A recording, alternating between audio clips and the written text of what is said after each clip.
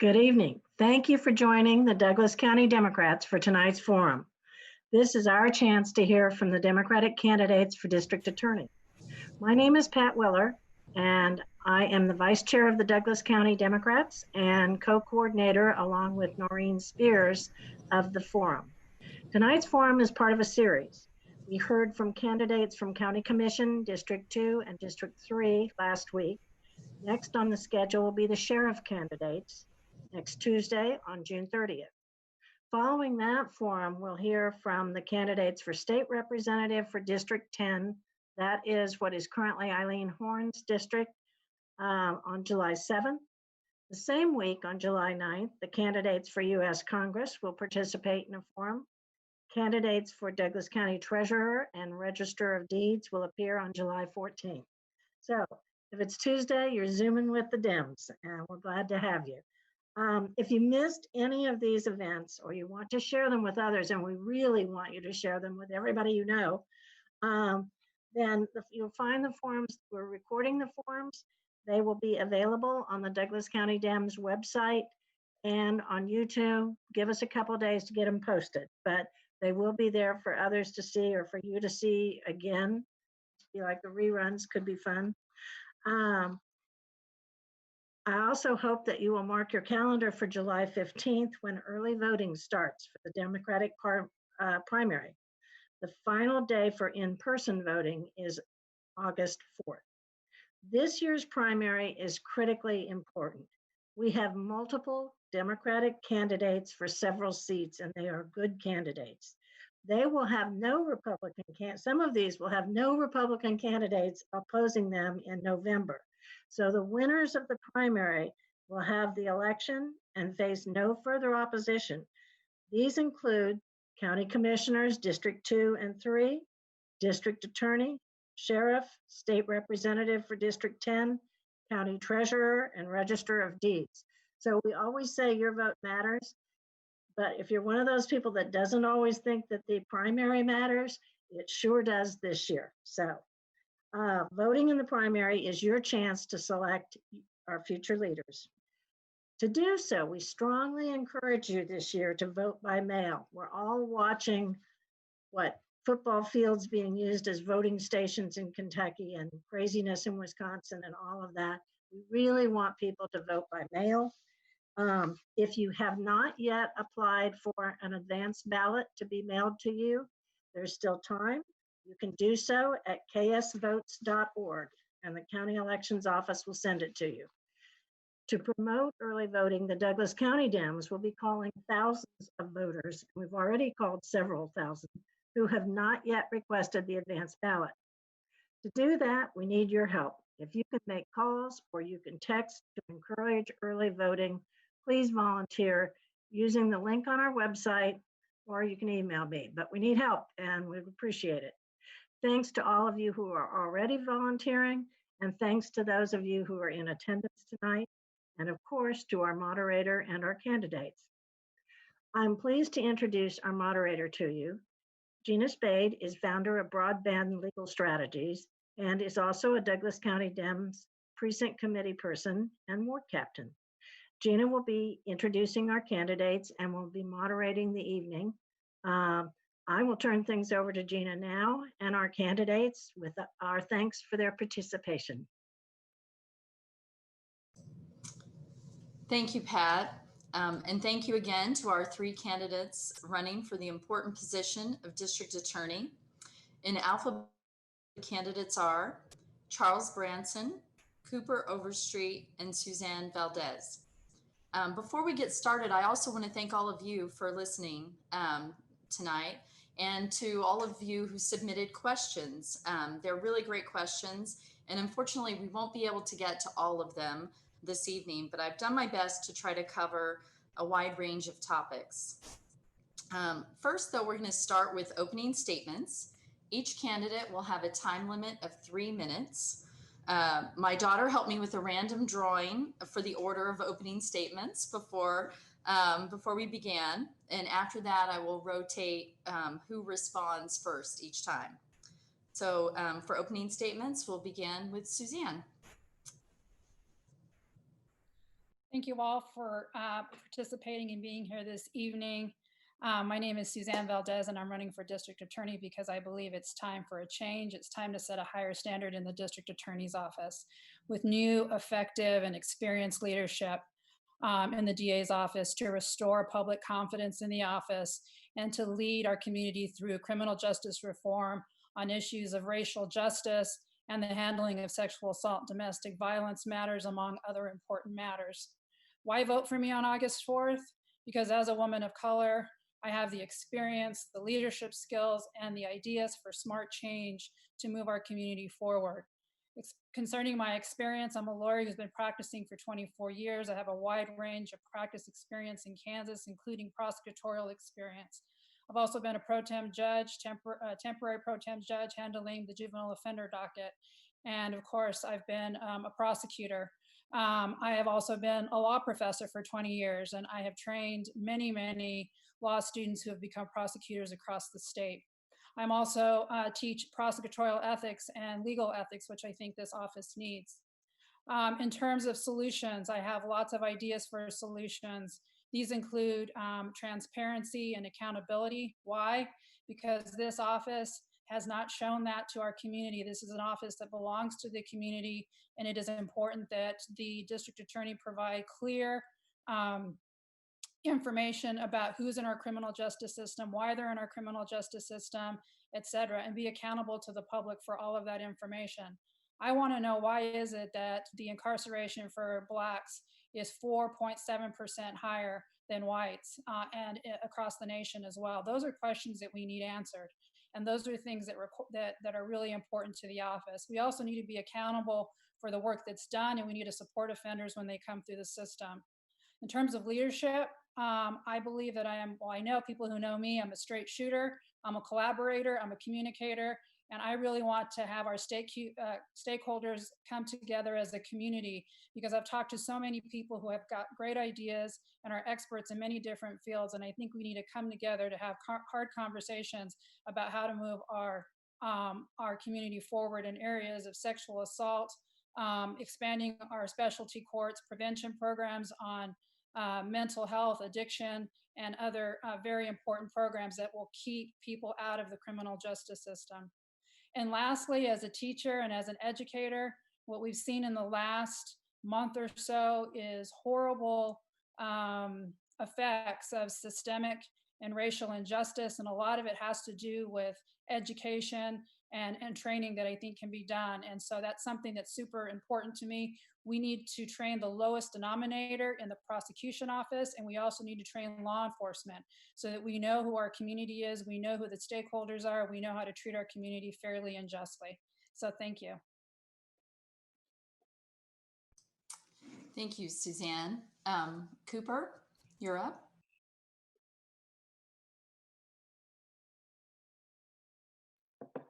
Thank you, Gina, and I want to thank the Douglas County Dems for putting on this great forum.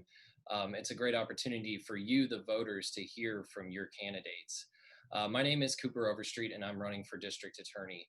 And I'm running for Douglas County District Attorney because our criminal justice system here in Douglas County is broken. Here we are in Lawrence and in Douglas County, the most progressive county in Kansas, yet we have a criminal justice system that is in crisis.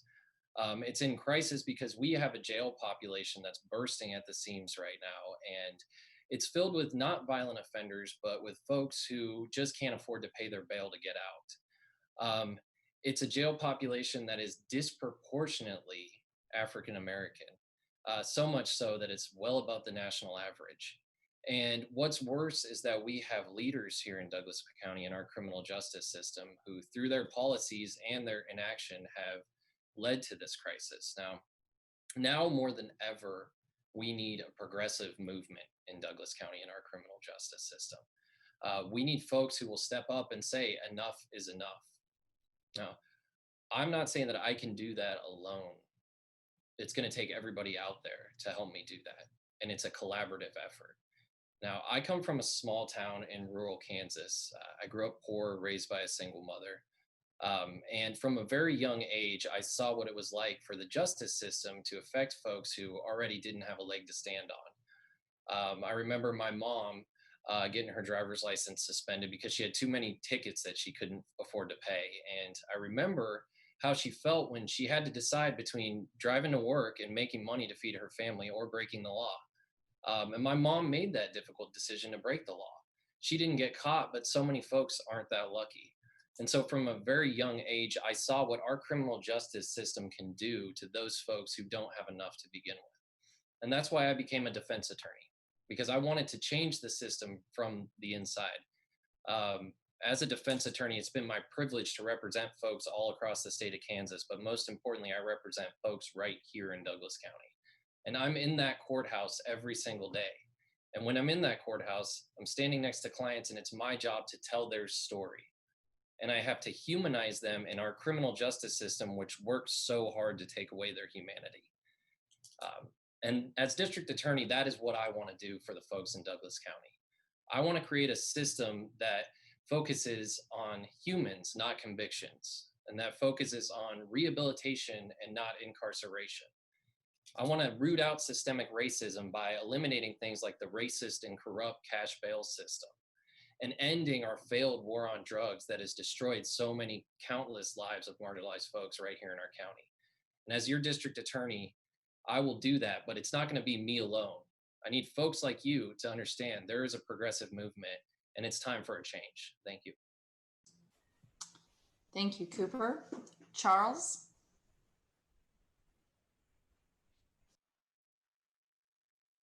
Good evening. I'm Charles Branson, your district attorney and a lifelong Democrat. I came to Lawrence over 30 years ago to finish my degree at KU and to go to law school. After graduating from law school, my wife and I decided Lawrence was the only place we wanted to raise our family. I opened a law office in downtown Lawrence, and Lawrence became not only our home, but our community. I've been actively engaged in our community by participating in nonprofit boards such as Van Gogh, the Willow Domestic Violence Center, Big Brothers Big Sisters, United Way, just to name a few. When I first ran for district attorney, I saw a system that was about processing cases and not solving problems. I ran on a platform, community prosecution, making sure victims were treated fairly and compassionately, and making sure citizens could get the help they needed and deserved locally for things like consumer protection issues. I transitioned the district attorney's office into a problem-solving office, one where we resolve cases based not upon some preset formula or whether or not a conviction was achieved, but on whether or not the result of the case was in the best interest of the victim and community safety. My office has continued to adapt and change to make our community safer by offering more options for people involved in the criminal justice system and to improve their lives. No prosecutor's office in this state has been more progressive than ours. I was instrumental in the creation of a first behavioral health court to assist people with serious mental health issues and to avoid criminal convictions for those folks while they are obtaining treatment that they need. A program that has received national attention and national recognition for reducing those in our jail with mental health issues. I also created a first of its kind women's substance use disorder diversion program, getting addicted women out of the jail into wraparound treatment services, allowing them to reclaim their lives without a criminal conviction. In a joint effort with our district court, we launched our first drug court this year in January, although our efforts have been a little bit thwarted by COVID-19 and our inability to get people into the treatment facilities. You know, recognizing also the failed war on drugs and the disparate impact on minorities and the poor, last year I made the decision to no longer prosecute simple possession of marijuana cases. I remain to this day the only district attorney in the state to take those additional steps and to see that addiction is what it is. It's an addiction, not a crime. I've also been trying to combat systemic racism in our criminal justice system. Last year, I required every member of our office to complete implicit bias training. And this year, my office joined the Governmental Alliance on Race and Equity, and we'll be using their toolkit to examine our programs and practices to ensure that equality is practiced throughout our office. Finally, I'm happy to announce that this office has joined forces with KIPCOR, Kansas Institute for Peace and Conflict Resolution, to start a new restorative justice program this year. As long as I'm in your district attorney, I'll continue to work tirelessly to move Douglas County forward. Thank you. Thank you, Charles. Now I'm going to start with the questions. For those of you who tuned in last week, this one's going to sound familiar, but it was such a great question that Pat wrote. I'm using it again. 2020 has been a tumultuous year. Both citizens and public officials have struggled with the COVID-19 public health emergency, and more recently with an intense and overdue examination of social injustice brought on by recent homicides of Black citizens at the hands of police. These events will continue to make demands on public officials. What have you learned from these events, and how will they influence your priorities? And this time we're going to start with Cooper, please. Thank you, Gina.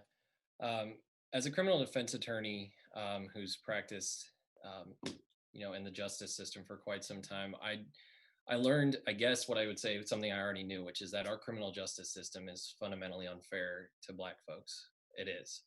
And what we've seen in our criminal justice system on a national scale and right here in Douglas County is that systemic racism is so pervasive in our criminal justice system that folks can't get a fair shake when they're in that courtroom.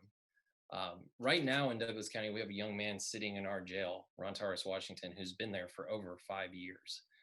A young Black man who's been there without being convicted of a crime. He's there because of the failures of our justice system to protect him and to protect his constitutional rights.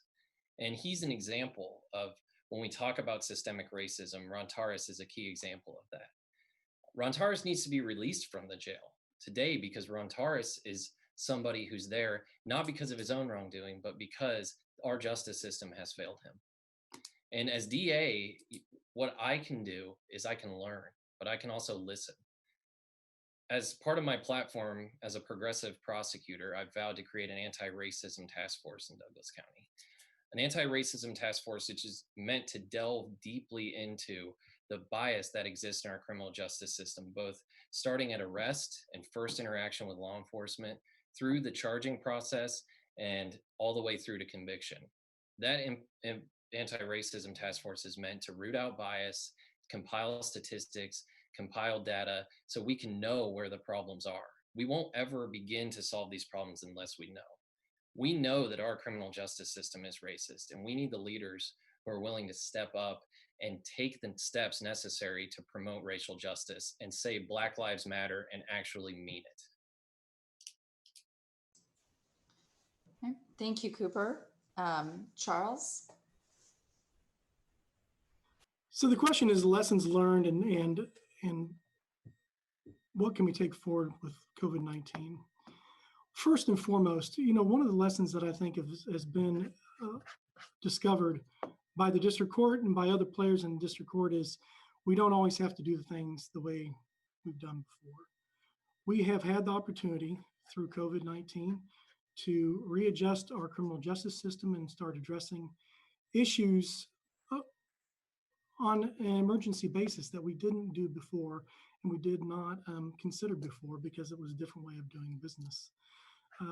It has forced us to break apart some of the old constructs that we've been using, and it's allowed us to start thinking openly and honestly about some of the things in our system, like moving our dockets faster, moving things through our court system quicker, and creating more opportunities to make change in our system than we ever had before, and breaking out of the prior constructs that we had had. I want to address a little bit what Mr. Overstreet was talking about with Mr. Washington. Although Mr. Washington's used to be represented by Mr. Overstreet's firm, it's important to note that our job as prosecutors is to uphold the Constitution. And in doing so, we have a time limit to bring people to trial. It's 150 days when somebody's incarcerated. That time limit can only be continued by the defendant and the defendant's counsel. In this particular instance, Mr. Washington has waived his right to speedy trial, has waived his constitutional right to speedy trial, and has on numerous occasions requested continuances of his jury trial, increasing his incarceration time for the trial. There are many things like that in our system that exist, but you have to tell all the facts to make sure you make an informed decision. Thank you, Charles. Suzanne? So as a woman of color, Hispanic woman, I will tell you that the lessons learned are lessons that I've learned all my life.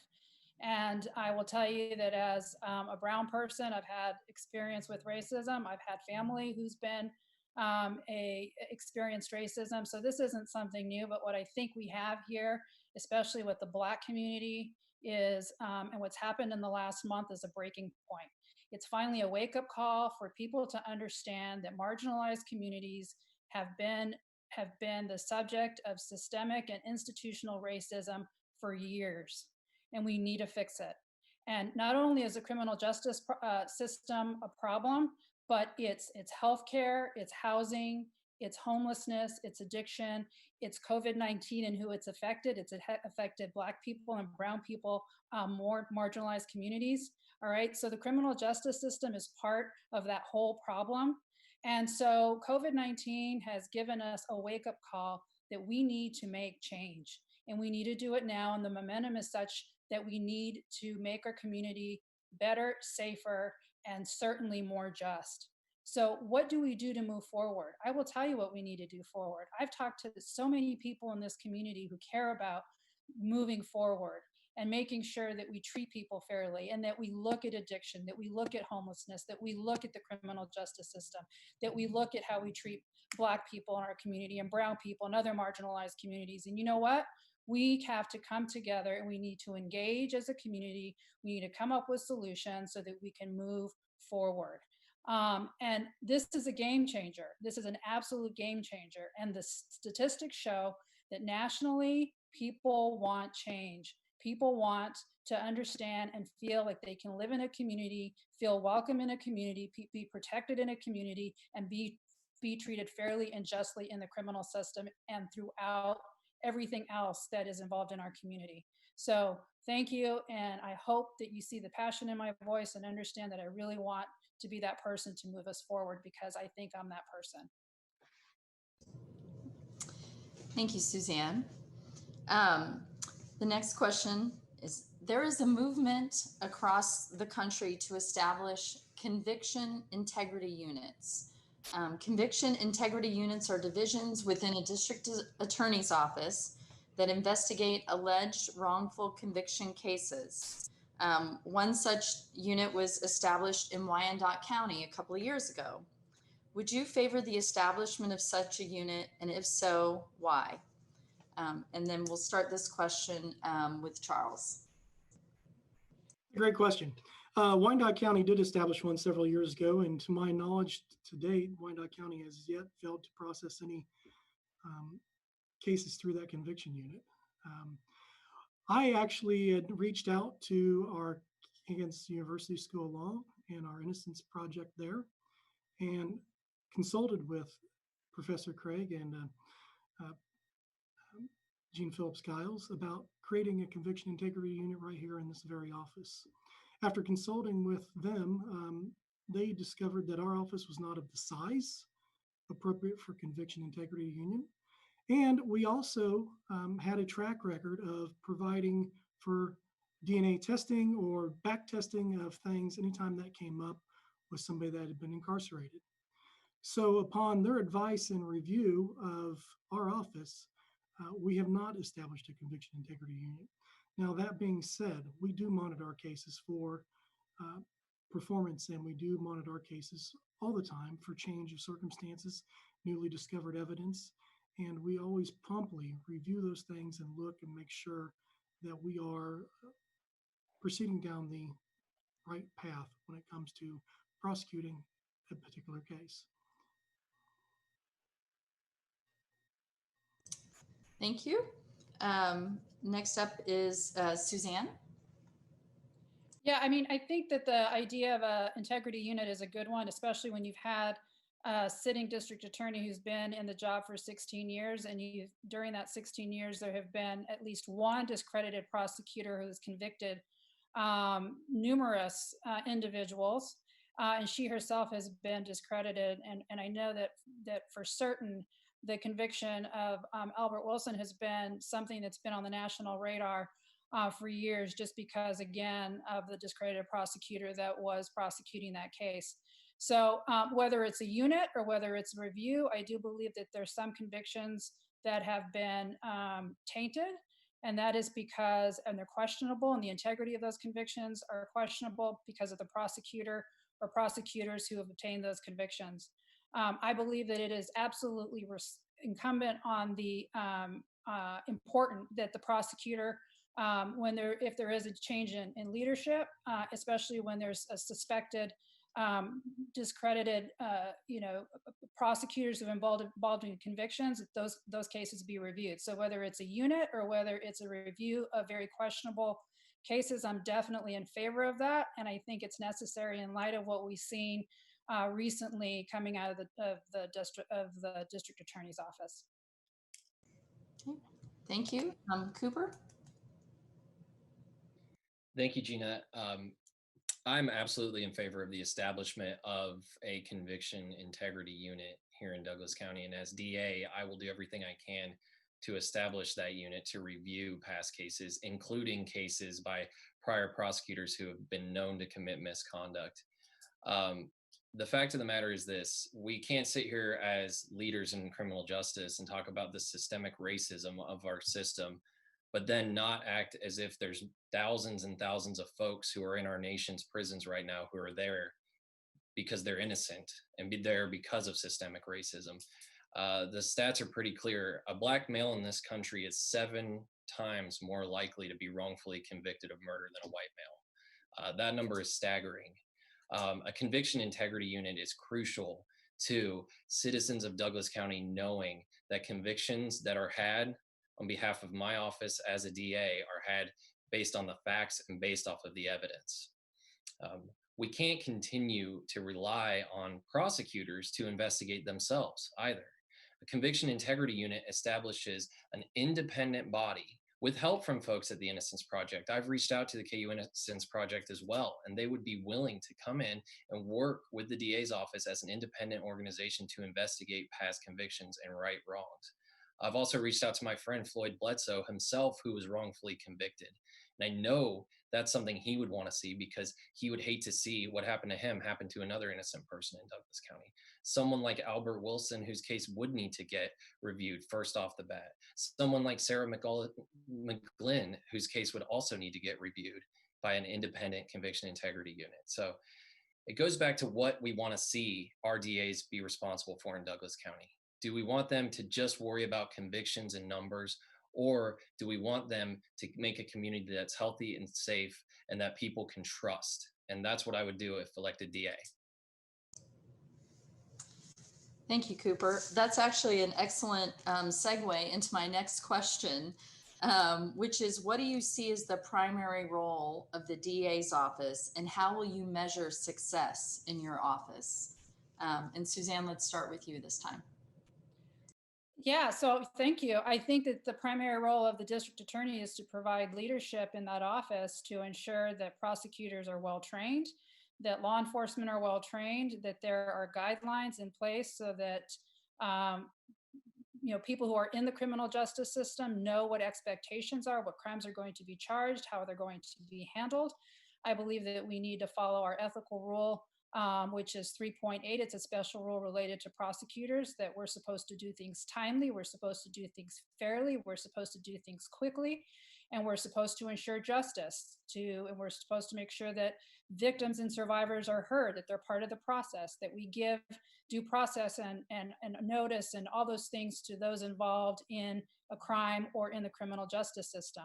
I want a very high standard of integrity. I want to make sure we have good, well-rounded, trained prosecutors, a diverse prosecution team that includes people of color, because if people of color are going to be in the criminal justice system, they should have folks that look like them being part of the solution. I also want to be part of a solution. I want to work with stakeholders. I want to work with community care providers. I want this to be show compassion. I want us to be able to support offender success. I want to make sure that if there's any way we can keep people out of the criminal justice system, we should. I want to make sure that we provide all of that support for anybody involved in the criminal justice system. I want to work with campuses, Baker, Haskell, and KU to work on sexual assault and making sure that our students are safe here in our Douglas County community, that they feel like they can come here and be a part of the community and be safe, and that the prosecution office is going to make sure that that happens. It is going to be a culture of care. It's going to be a culture of ethics, and it's going to be a culture of just a very, very high standard, one that this community deserves and one that this community should be able to expect. So thank you. Thanks, Suzanne. Cooper? Thank you, Gina. The primary role of a district attorney is a big one. I've always said that our DA is the most powerful elected official in any given jurisdiction, especially in Douglas County. That individual has the discretion to decide who gets charged with a crime and who goes home with their family. That individual is directly responsible for who is in our jail. And right now we have a jail population that's bursting at the seams, and we have a county commission that's struggling with wanting to expand that jail. Now, I've been a jail no candidate from the very beginning of this election. And from the very beginning, back in 2018, I voted against that jail expansion because I knew that our leaders and our DA here in Douglas County was not doing the work to keep folks out of that jail. It's a big task. You need to be a thought leader in criminal justice. You need to know that racism exists in our criminal justice system. You need to be willing to say Black Lives Matter and mean it. And that means that you need to be willing to fight that systemic racism every single day. You need to be willing to meet with community stakeholders and bring them into the discussion. We have so many good advocacy groups here in Douglas County, from the Willow to the Sexual Assault Trauma Center to Burt Nash. And we need to be able to bring those folks into our office and ask them, hey, how can you help us keep folks out of this courthouse?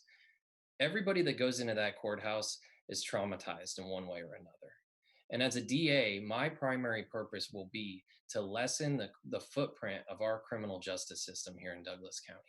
We don't need more folks in the criminal justice system. We need more folks in the community getting the help that they need through our great service providers that we have here. And so as a DA, my primary role will be to stop and say, I'm not the one in control of this, but I'm the one who can help you get that help outside of the community. The only thing I can do is be a part of the solution or be a part of the problem. And right now, we need a DA that is part of the solution. Thank you. Thank you, Cooper. Charles? Thank you. Well, first and foremost, the district attorney has to be a steward of justice. And that means not taking any particular side, but meaning that we are the people who try to get to the facts and present those facts to the trier of facts, being the judge or the jury. It is our job to make sure investigations are done appropriately and correctly, and all the information is turned over to defense counsel. And it is our job to make sure that victims and witnesses are supported through the entire process. And we do that here in Douglas County. We do it very well. One of the other things that's very important for a district attorney, and part of the district attorney's role, is to pay the appropriate amount of integrity to the system and to tell the truth. Unfortunately, my opponents both have told half-truths already in this process. They talk about cases such as Washington, and they talk about cases such as Wilson, where they have cherry-picked facts that are favorable to their position, knowing full well that those cases are in the process of being tried or under review. For example, Washington has been granted his constitutional rights. He has requested the continuances in his cases, his case that has caused the delay that's been seen. Mr. Wilson has been convicted by a jury in Douglas County. His case is under review, not for any action by the prosecutor, but for alleged ineffective assistance counsel by the defense.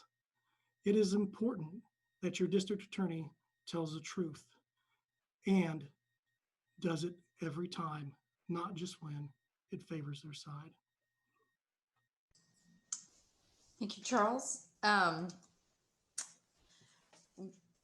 Some of you have already touched on this question, but it's been such a hot topic in the community that I thought it deserved its own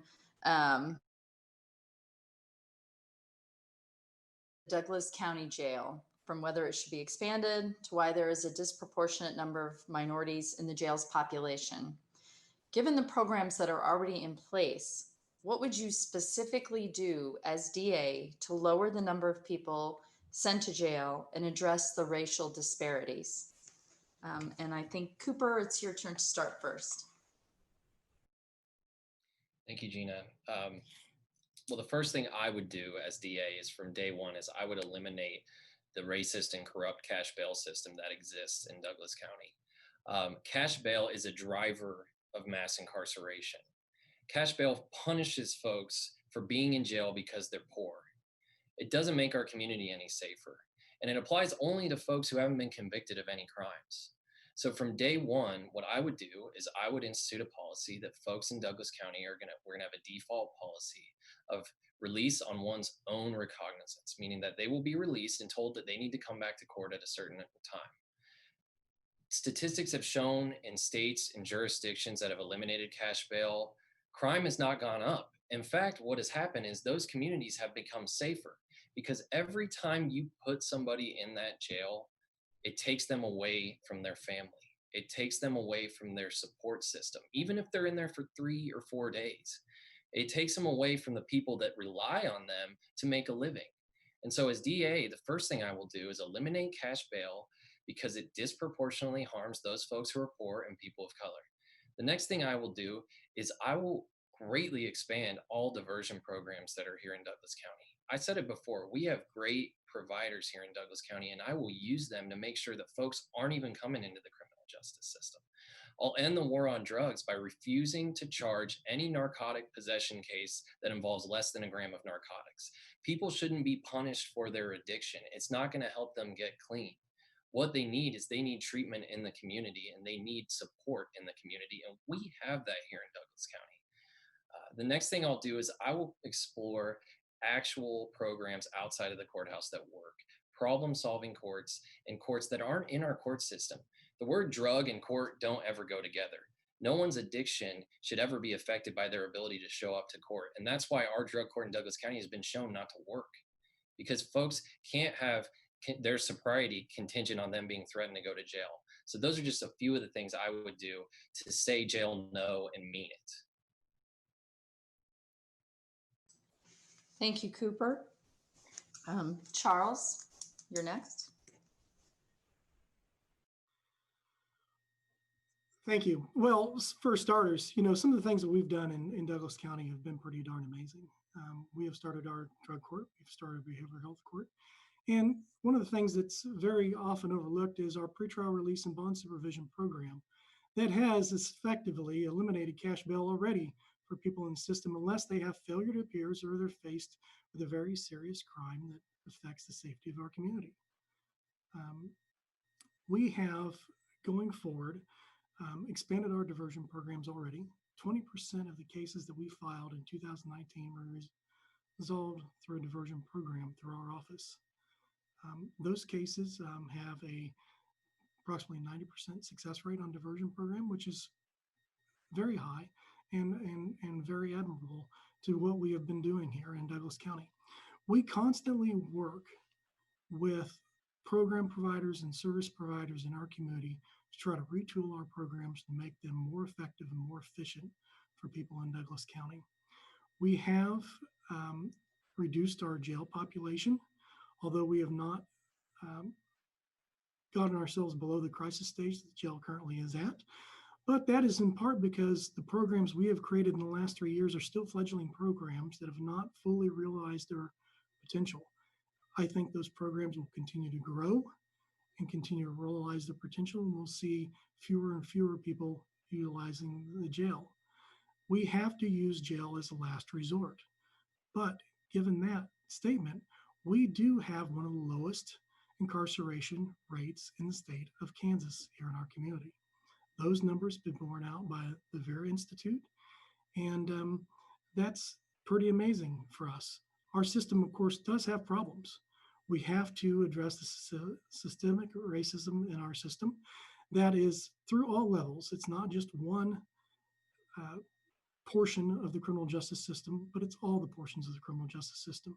And we have to go through the steps of reviewing those that are incarcerated of a minority population, tearing apart those cases and trying to determine what contacts they had at the beginning, middle, and end that put them in the system. Thank you. Thanks, Charles. Suzanne?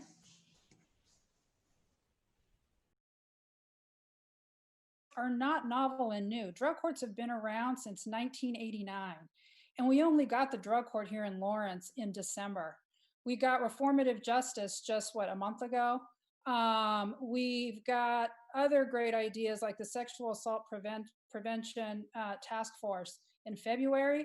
It is when the district attorney knew that he was up for re-election that all of these programs and all this innovation started to appear. So let's just talk about the timing of all of it. So I just want to point these things out that they're not innovative. They've actually been out there for years and have been successful across the nation.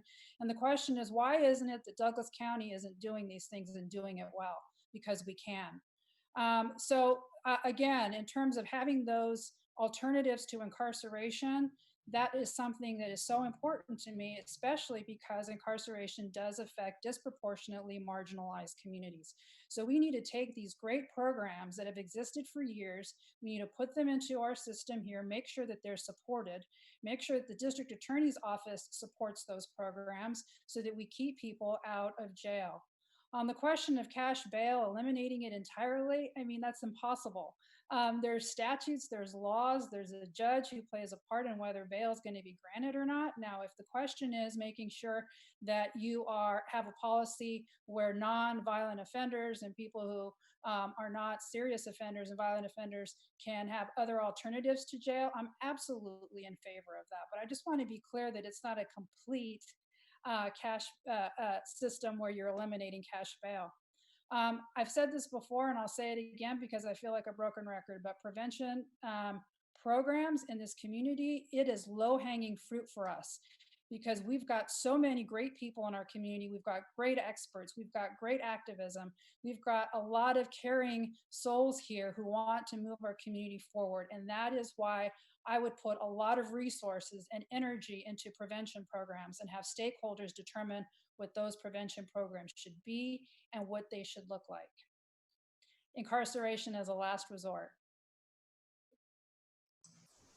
All right, thank you, Suzanne. Now I have a question that is I'm gonna direct a question individually to each of the candidates. And so they will be the only person that responds to that question. And we're gonna start with you, Charles. There has been criticism of your office around sexual assault cases, and specifically your office's decision to file false report cases against women who reported sexual assault or domestic violence. Such prosecutions can discourage women from reporting their sexual assaults and rapes. What is your response to such criticism? Well, frankly, the criticism was well-founded, but at the time those cases were filed, we had met with law enforcement. Law enforcement believed a crime had occurred. Those cases were reviewed by a district court judge. The district court found that there was probable cause that a crime occurred. Though through the prosecution of those cases, I had many conversations in our community with our sports providers and with our director of the Kansas Coalitions for Sexual and Domestic Violence.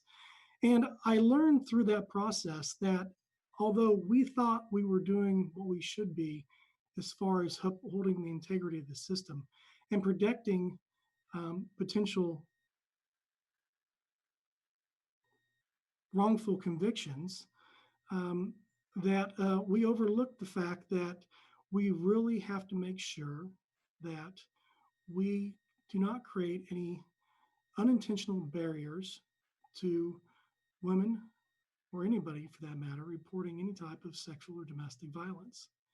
And as we went through that process, and as I talked to those providers, we came to the conclusion that it was better interest of our public, it was better interest of justice to let those cases go and make sure that we don't create any false barriers for people reporting crimes. And that's what we did. And since that time, we've worked with Dr. Tom Tremblay, not Dr., ex-Chief Tremblay, to create a sexual abuse and trauma-informed training program for later in July of this year. We've also required all of our prosecutors in our office to go through Chief Tremblay's 5-hour sexual assault training and trauma-informed program. That training has also been utilized by our law enforcement agencies in our community.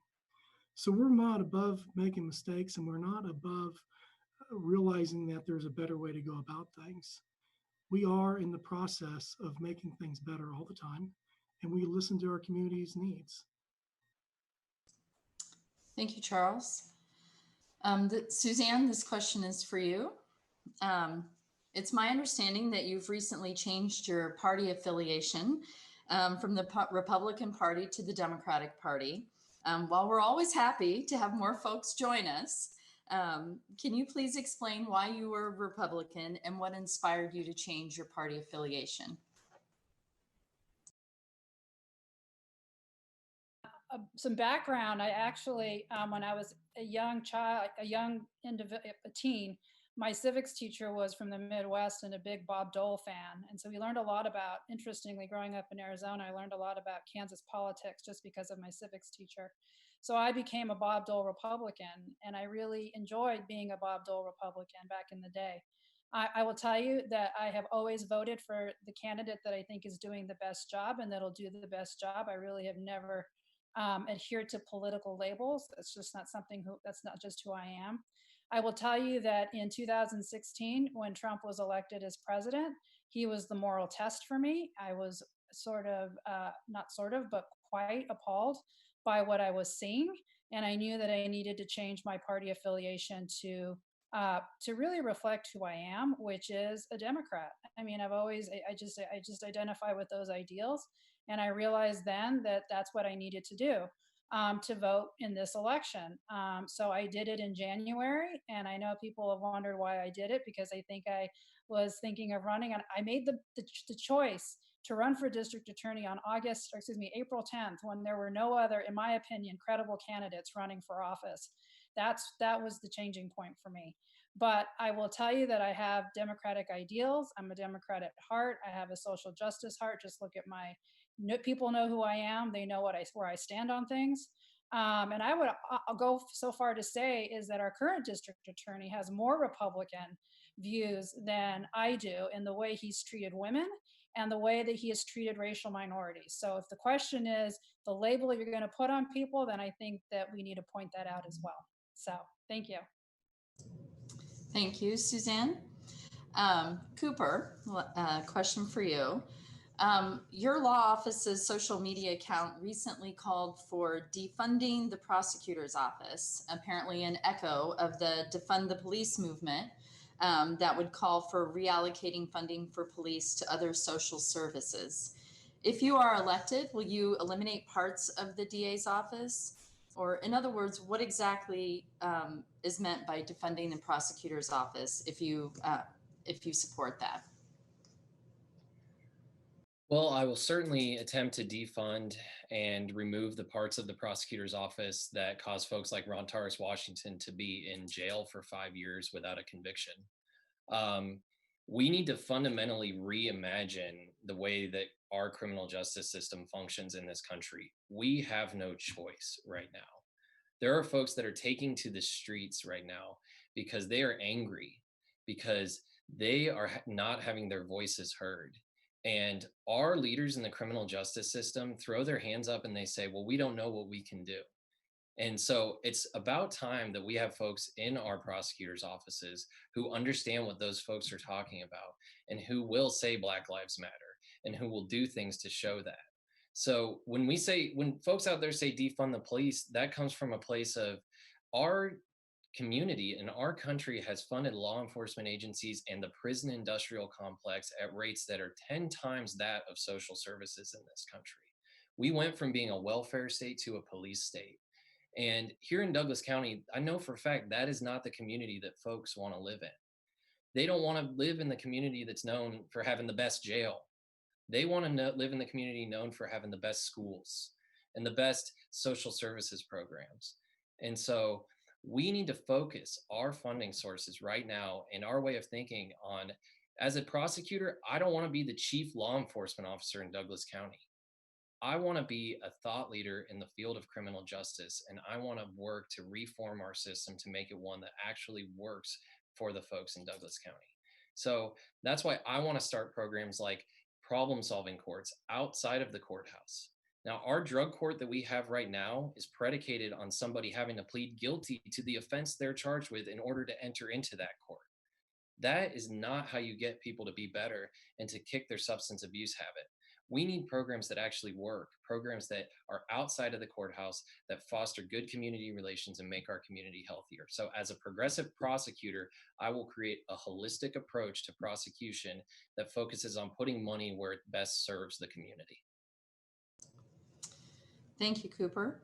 Now we'll go back to questions that are for all of the candidates and give each of them a turn to answer a question. But we are going to now only have 1 minute for time. So we're going to try to get through a few questions here as we're coming close to the end of our time. So Suzanne, you're going to start with this question, which is, the DA's office has to work closely with the police department to prosecute crimes. What do you think is the proper relationship between the police and the DA's office, and how do you plan to implement that approach?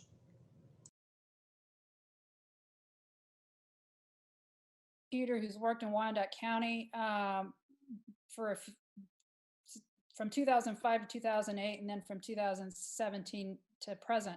So 2 different 3-year stints. And I've worked with the Kansas City, Kansas Police Department very well in my role as a prosecutor. It's got to be collaborative. You have to have trust. You have to be able to work together to solve community problems. You need to hold each other accountable. And I believe that is lacking in this particular office. My understanding of relations here in Douglas County is that there is a distrust between law enforcement and the DA's office. And once you have that distrust, there's a breakdown. So we need to be in a position where we work together, we collaborate, we talk, we discuss, and we hold each other accountable so that we can make sure that we are doing the right thing for our community. Thank you. Cooper? Thank you, Gina. The relationship between the prosecutor's office and the police is one of checks and balances. When I'm elected as DA, from day one, police officers in this community are going to know where they stand with my office. We're going to have written policies that tell them this is how cases need to be investigated in order for my office to charge those cases. And that includes creating a no-call list in my office that I will put officers on who are known to have engaged in misconduct issues in the past, and I will refuse to call those officers as witnesses in my cases. That no-call list will be public, and it will be made available to those officers so they know that we need to work together to do this. We are a part of the prosecution team, and there needs to be a trusting relationship, but it can't be one-sided. A DA is the thought leader, and a DA is the one who ultimately decides who goes into that jail. So police officers from day one will know where they stand with my office, and they'll be able to better focus on keeping our community safe by actually policing violent crime in our community. Thank you, Cooper. Charles? Well, thank you for the question. You know, I do come from a different point of view than either of my opponents do. Mr. Overstreet has worked in an office that has a picture of somebody strangling a police officer. Ms. Valdez has supposedly worked with Kansas City, Kansas Police Department, but I can only find 8 cases of record that she's ever had and 1 that's gone to jury trial.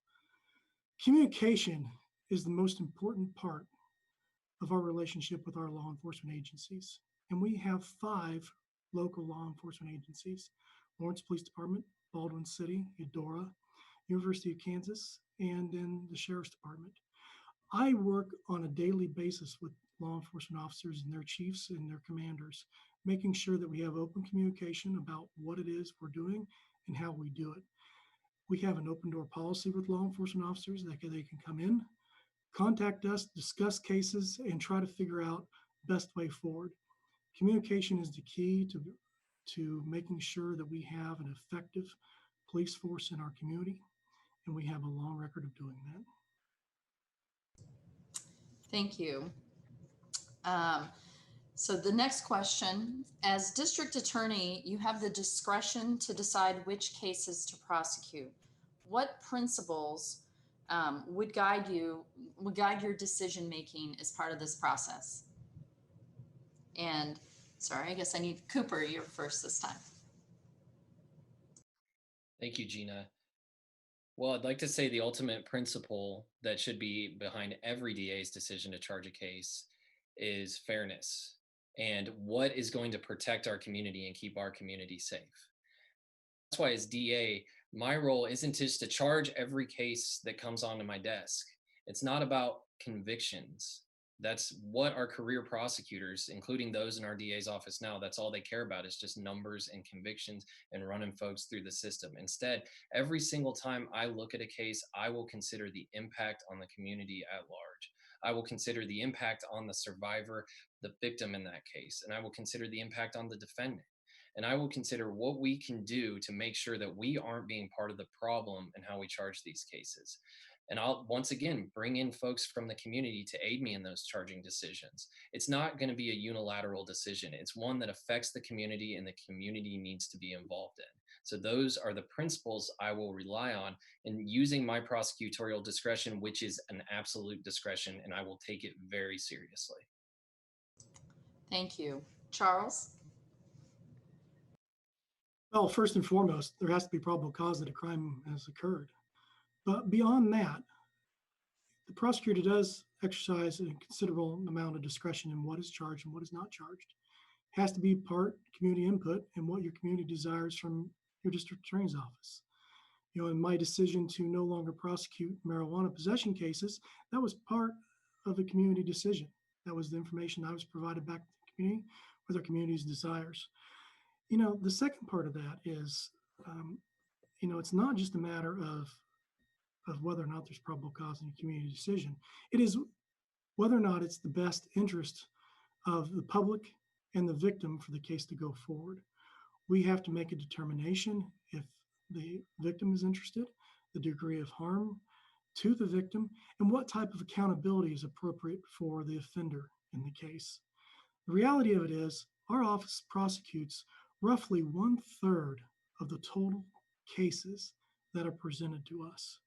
It's not that we're out there prosecuting cases for the fun of it, but we are using our discretion. We're using our discretion appropriately.